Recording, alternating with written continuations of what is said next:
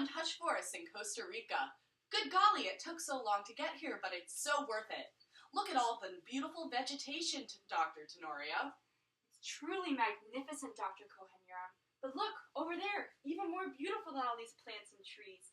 Some Capuchin monkeys performing acts of aloe grooming. Should we take a closer look? Aloe grooming? You mean reciprocal grooming? That's right. Let's go look. Let's do it. Yeah. Wow! How cool we get to see this. So up close and personal. And in the wild, too. Dr. Tenorio, what do you think is exactly going on here? Well, Dr. Cohenuram, as we can all see, the Capuchin monkeys here are aloe grooming like we said. The mechanism behind this relaxing behavior can be seen in how monkey A, let's call her Cameron the Capuchin, is picking the fur of the receiving monkey B, Callie the Capuchin. It looks like Cameron is searching through her fur. But for what? Callie probably has some tasty treats in that fur, Dr. Cohenuram. Capuchins search through each other's fur to get rid of dead skin and bits of leaves, but they also find yummy ticks, fleas, and lice to eat. That helps receiving capuchins like Callie so that she doesn't get sick. That last bit sounds like some function to me, Dr. Tenorio. And you'd be right, Dr. Cohenuram.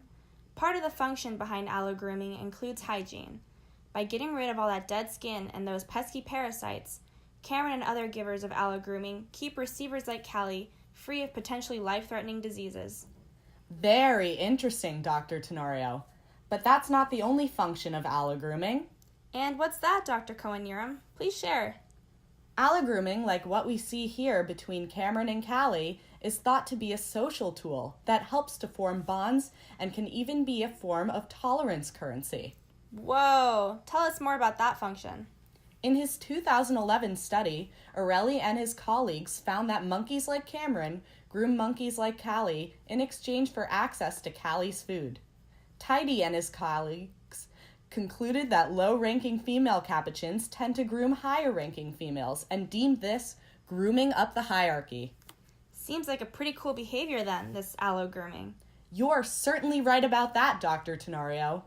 And what about ontogeny and phylogeny, Dr. Cohenuram? Those are pretty important too. Look, there's some other capuchins over there. I think a mother and her child. That will make for some good ontogeny explanation behind this behavior.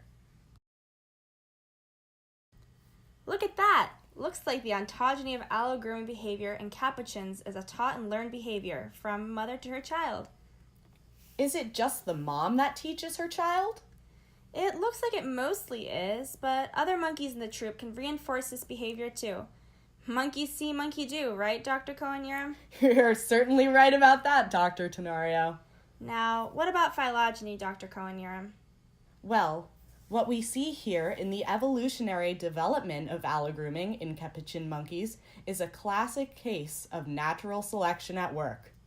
Because grooming has a hygienic function, saving the monkey host from possible fatal diseases, those that groom, and therefore are groomed in exchange, are the monkeys that are not taken by disease. In addition, because aloe grooming is exchanged for tolerance during feeding, those that groom are able to eat and therefore have a higher rate of survival.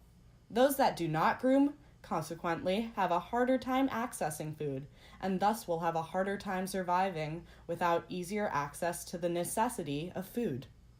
Pretty cool thing this aloe grooming is, Dr. Cohenuram.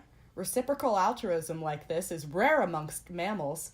This makes the long trip to study primates in Costa Rica very worth it.